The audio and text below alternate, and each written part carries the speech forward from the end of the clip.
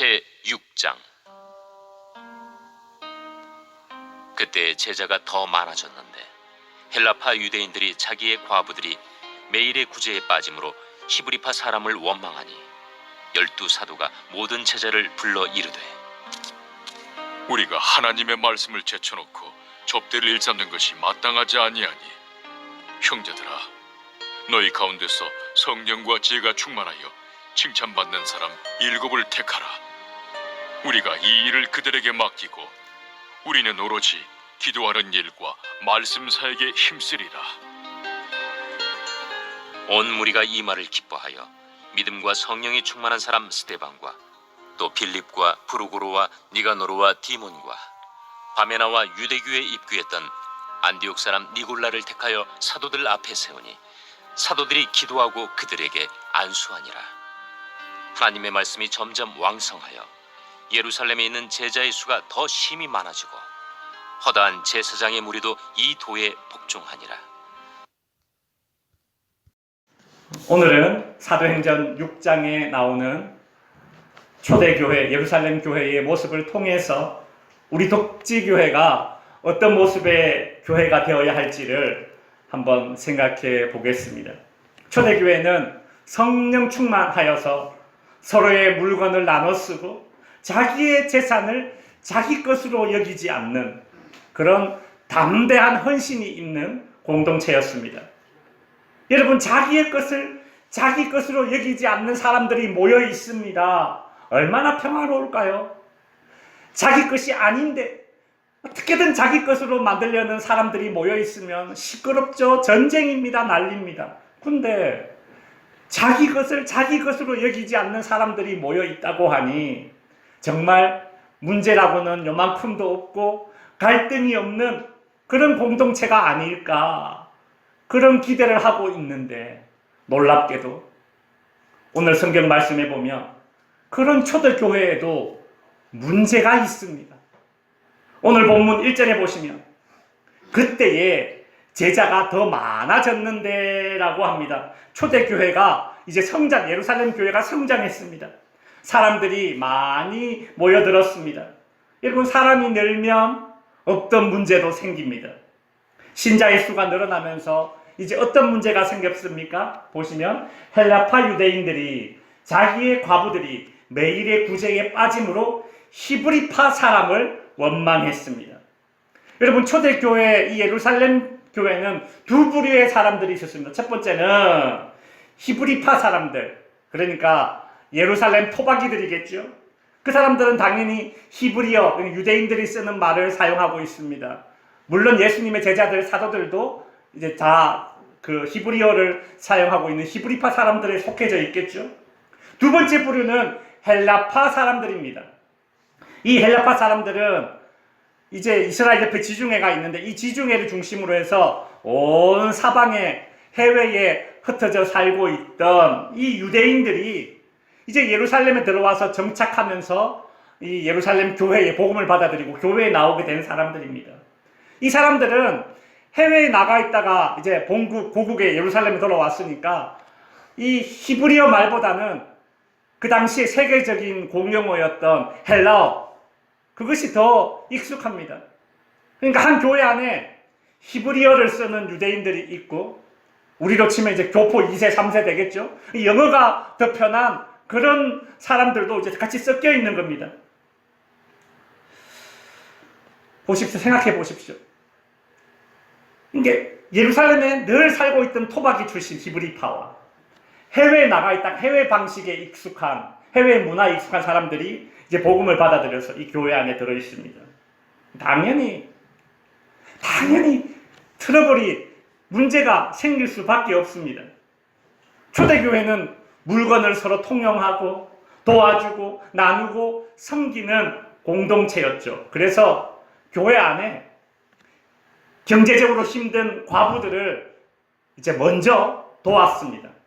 그런데 그런 구제를 할 때에 히브리파 유대인들, 즉 예루살렘 토박이 성도들, 토박이들이 헬라파 유대인, 즉 외부에서 유입된 그런 과부들을 약간 이렇게 소외시키는 일이 이제 발생했습니다.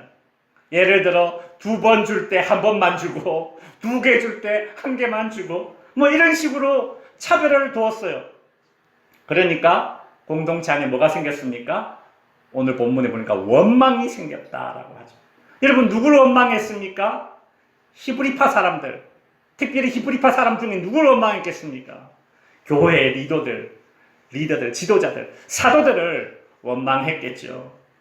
제가 이렇게 보니까 참 이건 리더의 피할 수 없는 십자가인 것 같아요. 어느 모임, 어느 공동체이건 간에 잘 될 때는 리더를 향한 칭찬이 10개라면 잘 안 될 때는 리더를 향한 원망이 100개입니다. 100개. 사람의 심리라 그래요. 잘 되면 지 탓이고, 못 되면 누구 탓이에요? 남 탓이에요. 자녀들은 부모 탓하고, 마을에서는 이장 탓하고, 면에서는 면장 탓하고, 군에서는 군장 탓하고, 도에서는 도시 탓하고, 나라에서는 누구 탓해요? 대통령 탓하고. 그런 거예요. 초대교 예루살렘 교회도 그랬죠. 예루살렘 교회에는 교회 지도자였던 이 사도들에게 이제 원망이 돌아간 것입니다. 여러분 보세요. 구제는 가난한 사람들을 돕는 참 좋은 일인데, 사람들이 모여 살다가 하는 일이 공정하지 않으니 좋은 일을 하면서도 그 안에 원망이 있고 문제가 있고 트러블이 생기는 것입니다. 초대교회 안에 이런 문제가 발생했습니다. 여러분, 우리가 오늘 본문에서 주목해야 할 부분이 있습니다. 무엇인가 하면, 우리가 그렇게 동경하는 초대교회, 성령 충만한 교회였지만 문제가 있다 없다? 있다라는 것입니다. 여러분, 우리는 이것을 발견할 수 있어야 돼요. 우리가 그렇게 동경하는 초대교회지만, 성령 충만하지만 그런 교회도 문제가 있다라는 것입니다. 어떤 성도님들은 신앙생활 하다가 교회에서 상처받았다라고 하면서 다른 교회로 옮기시는 경우가 있습니다. 그럴 수 있습니다. 교회의 분위기, 교회의 어떤 그런 문화, 담임 목사의 설교 스타일, 나랑 안 맞을 수 있어요. 근데 문제는 뭐냐면, 이상하게 그렇게 교회를 옮기시는 분들이 유독 교회를 더 자주 옮겨 다닌다는 것입니다. 시골에는 그런 일이 잘 없어요. 도시에서 도시에서. 이 전문 용어로 교회 쇼핑입니다. 교회 쇼핑. 한 곳에 정착하지 않는 일명 이제 유목민 성도라고 불립니다. 여러분, 이런 분들의 특징은, 첫째는 깊은 교제가 없고 깊은 헌신이 없다라는 특징이 있습니다.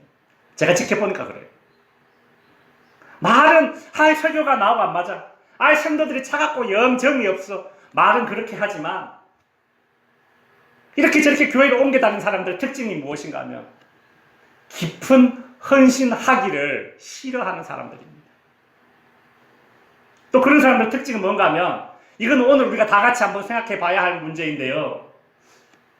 교회에 대한 기대감이 너무 크다는 겁니다. 교회에 대한 기대감이 너무 높아요.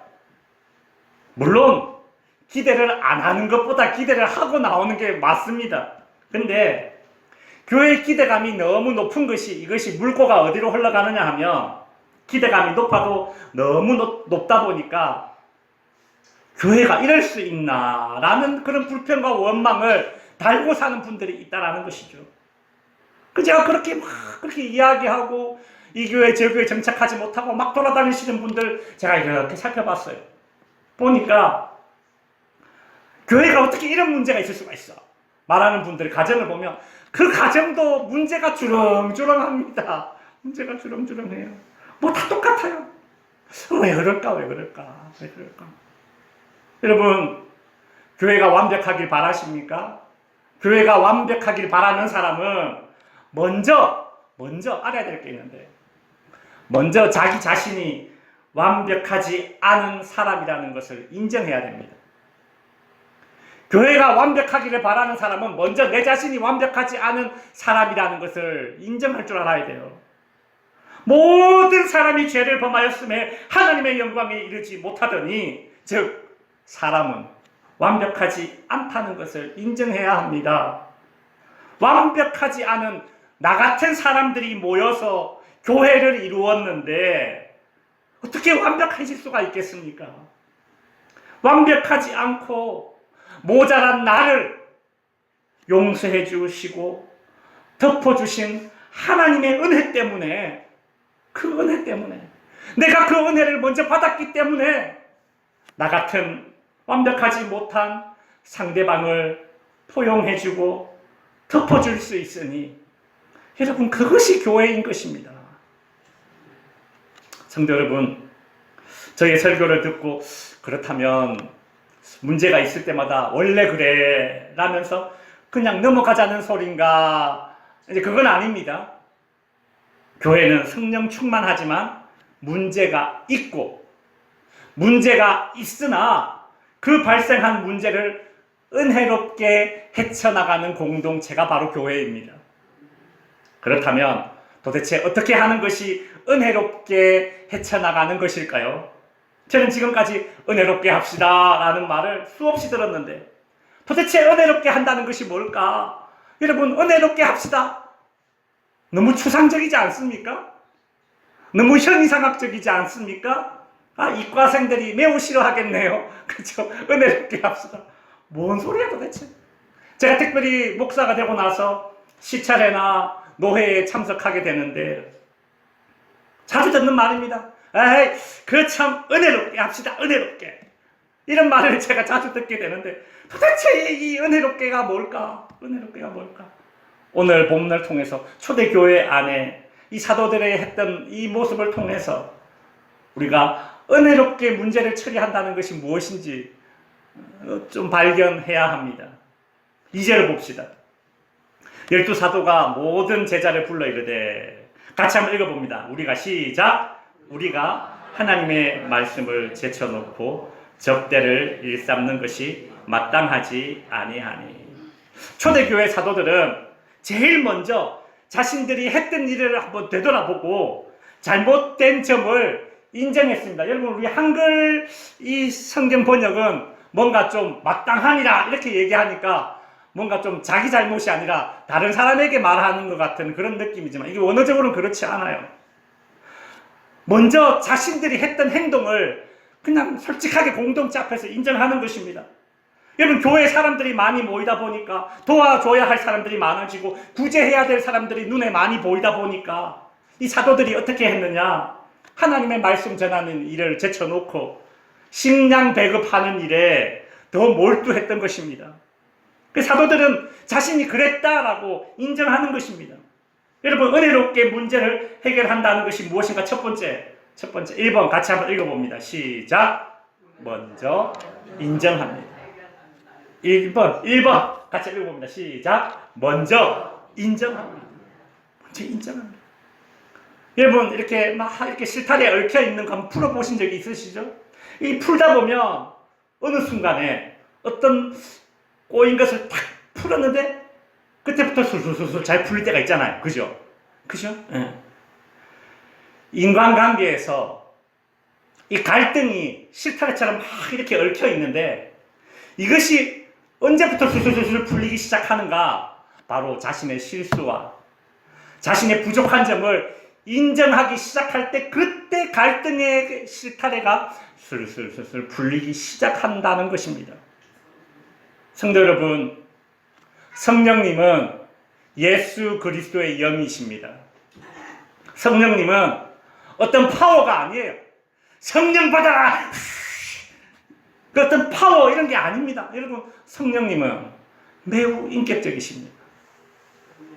매우 인격적이세요. 저와 여러분 안에 계신 성령님은 매우 인격적인 분이라서 저와 여러분이 만일 어떤 인간관계의 갈등을 겪고 있으면 그걸 매우 가슴 아파하십니다. 그래서 우리 안에 계신 성령께서는 우리에게 그 갈등을 해결할 수 있는 힘을 주십니다. 그 갈등을 해결할 수 있는 힘이 무엇인 줄 아십니까? 바로 나의 부족함과 나의 실수를 인정할 수 있는 것, 그것이 성령의 힘입니다. 여러분, 성령의 힘은 무슨 방언하고 병 고치고 이런 것만이 아닙니다. 성령이 주시는 힘은 나같이 고집세고 교만한 인간이 상대방에게 먼저 손 내밀 수 있는 힘이 바로 성령이 주시는 힘이에요. 여러분, 저와 같이 이제 수십 년 신앙생활을 다 같이 해오셨는데 여러분에게 성령의 역사, 성령의 힘이 어떻게 나타났는지 모르겠습니다. 저는 지금까지 목회하면서 교회 안에서 성도와 성도 사이에 혹은 목회자와 성도 사이에 발생했던 수많은 갈등들을 보았습니다. 이런 갈등의 이유는 다 다릅니다. 참 진짜 오만 개 다 갈등거리예요. 점심 먹을 때 반찬 뭐 하느냐 가지고 싸우다가 갈등이 일어나는 것이 교회 아닙니까? 그래요. 근데 교회 안에서 일어나는 모든 갈등에 공통점이 있습니다. 첫째는 먼저 화해의 손을 내미는 사람이 성령 충만한 사람이고요.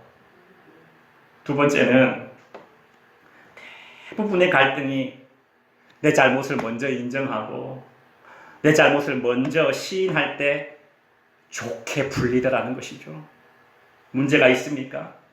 상대방을 보지 말고 나를 먼저 보세요. 사도들이 그랬잖아요. 나를 먼저 보세요.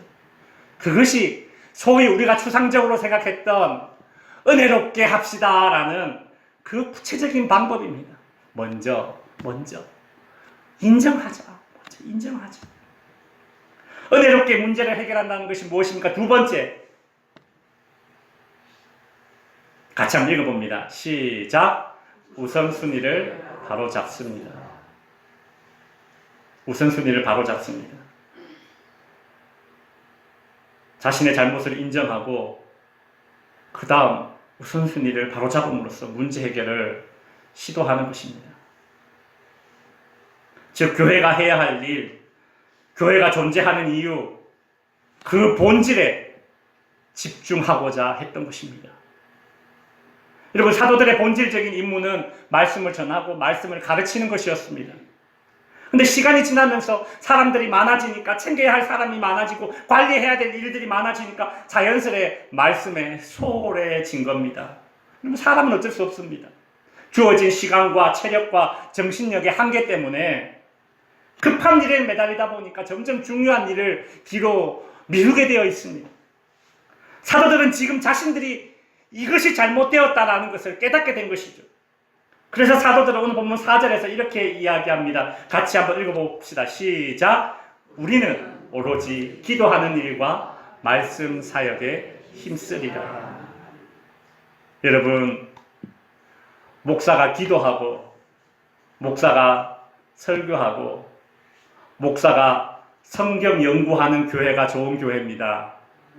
왜 아멘을 안 하세요? 도대체 어떤 목사를 좋은 목사라고 생각하시는 겁니까? 제가 다시 한번 얘기할게요. 목사가 기도하고 설교하고 성경 연구하는 교회가 좋은 교회입니다. 다른 일 다 열심히 잘해도요, 결국 그것으로 성도들의 영혼을 먹을 수 없기 때문입니다. 이것도 잘하고 저것도 잘하고 좋죠. 막는 박사는 좋죠. 근데 그런 사람 없습니다. 여러분의 남편이 이것도 잘하고 저것도 잘합니까? 여러분의 아내가 이것도 잘하고 저것도 잘합니까? 여러분의 자녀가 이것도 잘하고 저것도 잘합니까? 여러분의 부모가 이것도 잘하고 저것도 잘하셨습니까? 그런 사람 없어요. 그러니 우선순위를 정하는 거 아닙니까? 그 우선순위에 집중하고 열심을 내면요, 하루아침에 벼락부자는 되지 않지만 옳단 망해서 똥주머니 차지는 않아요. 우선순위를 바로 정하면 정도를 걷게 되어 있고, 정도를 걸으면 하루아침에 벼락부자는 안 돼도 하루아침에 벼락거지는 되지 않아요. 우선순위에 집중하는 목사가 좋은 목사입니다. 저도 노력하겠습니다. 은혜롭게 문제를 해결한다는 것. 세 번째는 같이 한번 읽어봅니다. 시작. 믿어주고 맡겨줍니다. 사도들은 우선순위를 정해서 자신이 해야 할 일이 무엇인지 이제 분명히 하였고, 그렇다면 자신이 급하게 하던 이 일을 이제 어떻게 할 것인가? 성도들에게 자신의 역할을 잘 할 수 있도록 격려해주고 조직화해주고 구제의 일을 위임하였습니다. 위임하였습니다. 3절에 보시면 형제들아 너희 가운데서 성령과 지혜가 충만하여 칭찬받는 사람 7을 택하라. 우리가 이 일을 그들에게 뭐하고? 맡기고. 여러분, 믿어야 맡길 수 있고 맡겼다면 믿어줘야 합니다. 믿어야 맡길 수 있고 맡겼다면 믿어줘야 합니다. 여러분, 인간 사회에서 발생하는 대부분의 결핍, 갈등, 믿어주지 못했을 때 발생하는 것 아닙니까? 나 혼자 다 해결하려는 그런 마음과 권력과 기회를 나누지 않으려는 그 못된 마음에서 발생하는 것입니다. 사도들은 교회 공동체 안에 생겼던 이 갈등을 믿음과 위임으로 헤쳐나갔던 것입니다. 그러면서 사도들은 그렇다면 구체적으로 어떤 사람에게 위임할 것인가 그 기준을 이제 분명히 이야기하고 있습니다. 여러분, 세상에는 어떤 사람들에게 일을 맡깁니까? 어떤 사람들에게 위임합니까? 그 사람이 공의로운 사람이라면 능력 있는 사람에게 위임할 것입니다. 그 사람이 공의롭지 못한 사람이라면 그저 자기가 은퇴하고 자기 뒤를 잘 봐줄 수 있는 사람에게 위임하겠죠. 자기에게 도움이 되고 자기에게 아부를 잘해서 내가 좀 편하게 이렇게 부릴 수 있는 사람에게 위임할 것입니다. 그러나 사도들이 가지고 있는 이 맡김의 기준, 위임의 기준은 달랐습니다. 오늘 본문 3절에 보시면 세 가지 기준을 가지고 있어요. 첫 번째, 형제들아 너희 가운데 성령과 지혜가 충만하여 칭찬받는 사람 7을 택하라라는 이런 분명한 기준을 가지고 있었습니다. 여러분, 첫 번째는 성령 충만하고, 놔두세요. 성령 충만하고, 즉 영적으로 성숙한 사람에게 맡겼다라는 것이죠. 더 이상 무슨 말이 필요하겠습니까? 교회 일은 영적으로 성숙한 사람에게 맡기는 것입니다. 두 번째는 지혜가 충만한 사람이죠. 지혜가 충만한 사람에게 사도들이 위임했습니다. 제가 보니까 똑똑한 사람이 두 부류가 있습니다. 첫째는 입이 똑똑한 사람. 입이 똑똑한 사람이 있어요. 좀 더 자세히 말하자면 입만 똑똑한 사람이 있습니다. 문제를 지적하는데 참 똑똑한 사람이에요. 누가 문제를 모르겠습니까? 문제를 지적하는 거 다 할 수 있습니다. 중요한 것은 그 문제를 앞에 놓고 누가 솔선수범할 수 있느냐, 그거 아니겠어요? 똑똑한 사람 두 번째 부류는 입이 똑똑한 것이 아니라 손과 발이 똑똑한 사람이 있습니다. 제가 보니까 손과 발이 똑똑한 사람이 있어요. 이런 사람이 지혜로운 사람입니다. 입이 똑똑한 사람은 항상 그 모임을 시끄럽게 만들고, 손과 발이 똑똑한 사람은 항상 그 모임을 조용하고 편안하게 만들죠. 세 번째 기준은 칭찬받는 사람이라고 합니다. 칭찬받는 사람. 여기서 칭찬은 그 사람이 가진 능력에 집중된 말이 아닙니다. 그 사람이 가지고 있는 사람 됨됨이와 존재에 대한 칭찬입니다. 여러분, 소금은 부엌에서도 짜고 방에서도 짜고 들에 나가서 참 먹을 때 뿌려도 소금은 여전히 짭니다. 교회 안에서만 인정받는 것이 아니라 교회 안과 밖에서 동일하게 칭찬받는 사람을 사도는 위임의 그 기준으로 삼았다라는 것입니다. 어떤 교회에서 이제 장로, 안수 집사, 권사를 세우는데 교회가 이제 일정 기준을 제시합니다.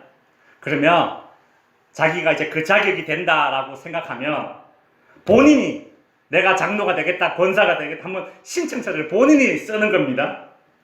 근데 본인 신청서만 내는 것이 아니라 추천서를 받아와야 됩니다. 추천서가 크게 세 부류의 사람들에게 추천서를 받아와요. 첫 번째, 가족들에게 추천서를 받아와야 돼요. 내가 이번에 권사, 장로, 안수집사 될 건데 우리 가족들이 추천서를 써줘야 돼요. 두 번째는 직장에 다니는 사람이라면 직장 동료 2명에게 추천서를 받아와야 돼요. 세 번째는 직장에 다니지 않는 사람은 구역 예배를 드려야 되는데 구역 식구들에게 추천서를 받아와야 되는 거예요. 그래서 이 가족, 직장 동료, 그 다음 구역 식구들이 추천서를 작성해서 우편으로 그냥 교회로 바로 보냅니다. 그냥 함께 있는 가족, 직장 동료, 가깝게 지내는 구역 식구, 교인들에게 인정받지 못하면 이게 안 되는 거예요. 이렇게 보면 저희 집 애들은 저를 추천서를 써줄까요? 안 써줄? 현진아, 아빠 추천서 필요하면 써줄래? 안 써줄 것 같네요. 안 써줄 것. 가족에게 추천서를 받는다는 게 참 쉬운 일이 아니에요. 한 번은 그 교회에서 어떤 일이 있었느냐면 이제 안수 집사 추천 받는 분이 직장에서 추천서를 받고 그 다음에 구역에서도 추천서를 다 받았습니다. 아, 다들 칭찬이 자자했어요. 근데 가족에게 받아야 되는 이 추천서가 우편으로 오질 않는 겁니다.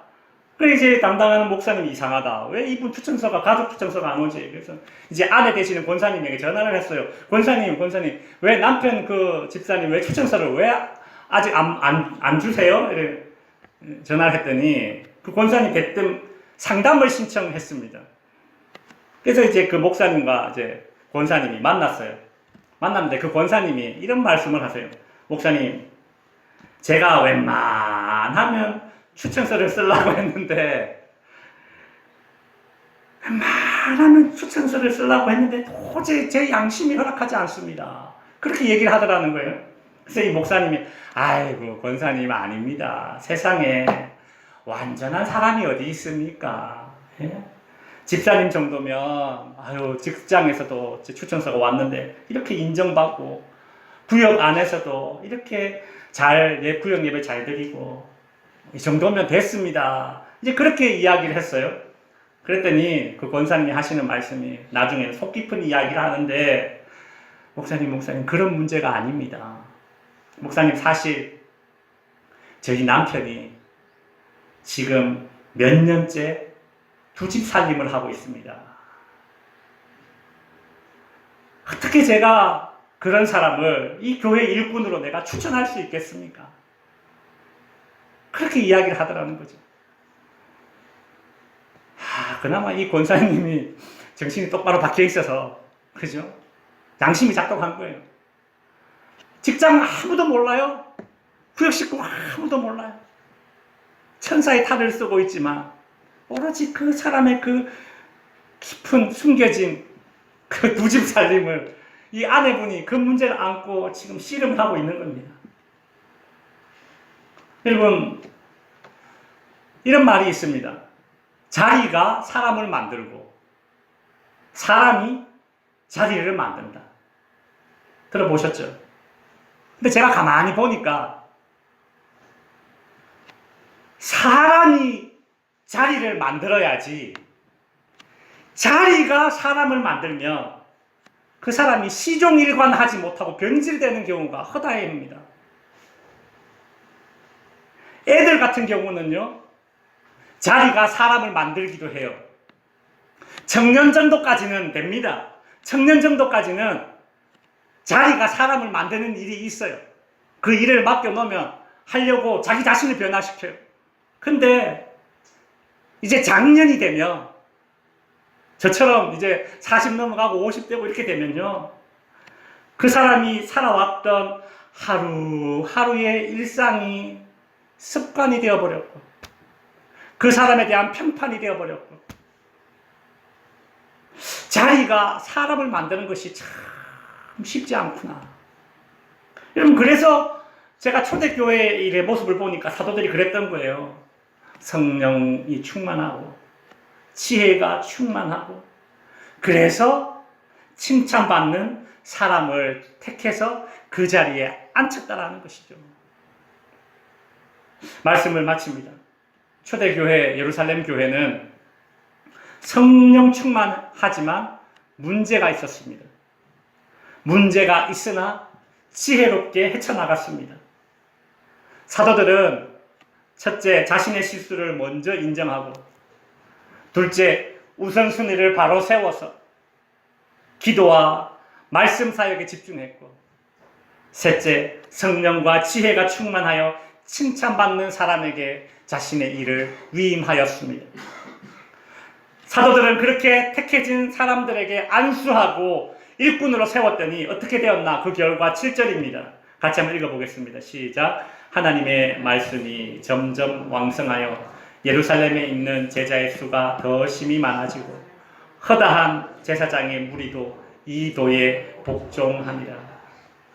보세요. 말씀이 풍성해지니까 제자의 수가 많아지고 특별히 허다한 제사장들도 말씀에 복종하게 되었답니다. 참 이 구절은 부흥이 무엇인가 우리에게 딱 보여주는 구절입니다.